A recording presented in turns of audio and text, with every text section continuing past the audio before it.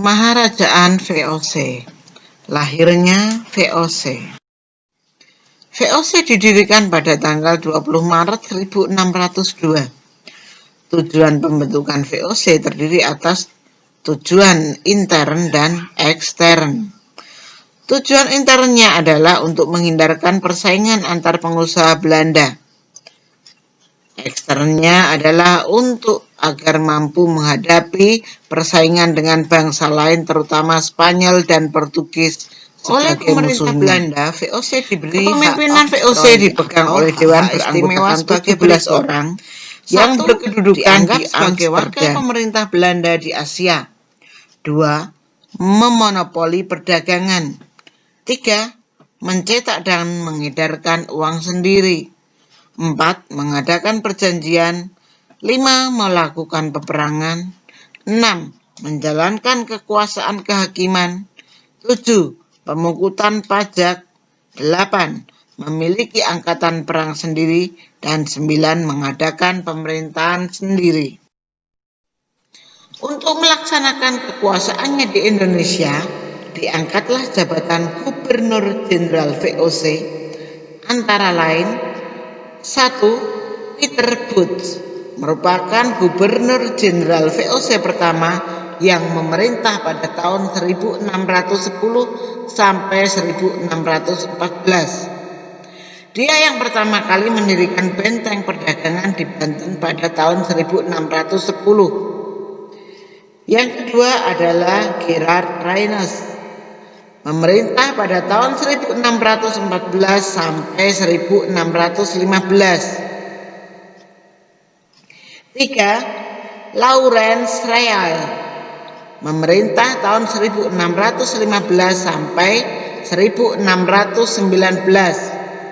Pada masa pemerintahnya dibangun gedung Mauritius di tepi Sungai Ciliwung. Yang keempat adalah Jan Pieterszoon Koen, memerintah 1619 sampai 1623, merupakan Gubernur Jenderal yang kejam. Pada tanggal 30 Mei 1619, dia membumi hanguskan Jayakarta dan mengganti nama menjadi Batavia. Pada tahun 1623, ia kembali ke Belanda dan digantikan oleh Peter de Carpentier. Pada tahun 1627, J.P. Koen kembali memerintah untuk kedua kalinya. Pada masa jabatannya yang kedua inilah terjadi serangan Mataram di bawah Sultan Agung ke Batavia. Cara yang dilakukan Belanda memperoleh monopoli perdagangan di Indonesia adalah 1. Melakukan pelayaran hongi untuk memberantas penyelundupan.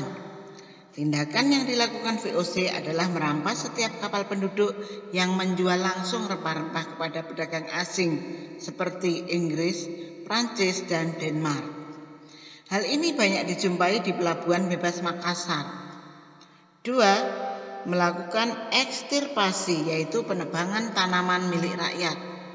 Tujuannya adalah mempertahankan agar harga rempah-rempah tidak merosot bila hasil panen berlebihan atau overproduksi.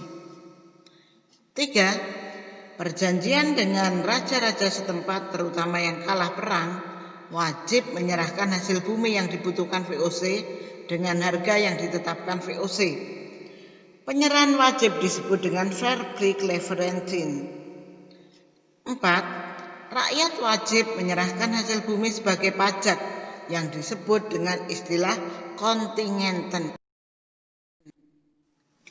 Pada pertengahan abad ke-18, VOC mengalami kemunduran karena beberapa sebab. Antara lain, pertama, banyak pegawai VOC yang curang dan korupsi. 2. Banyak pengeluaran untuk biaya peperangan, contohnya adalah perang melawan Hasanuddin dari Goa maupun perang melawan Pangeran Diponegoro dari Yogyakarta. 3. Banyaknya gaji yang harus dibayar karena kekuasaan yang luas membutuhkan pegawai yang banyak. 4. Pembayaran dividen atau keuntungan bagi pemegang saham turut memberatkan setelah pemasukan VOC berkurang.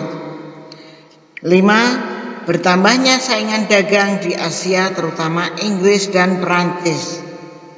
6. Perubahan politik di Belanda dengan berdirinya Republik Bataaf 1795 yang demokratis dan liberal yang menganjurkan perdagangan bebas. Berdasarkan alasan di atas, VOC dibubarkan pada tanggal 31 Desember 1799 dengan hutang 136,7 juta gulden dan kekayaan yang ditinggalkan berupa kantor dagang, gudang, benteng, kapal, serta daerah kekuasaan di Indonesia.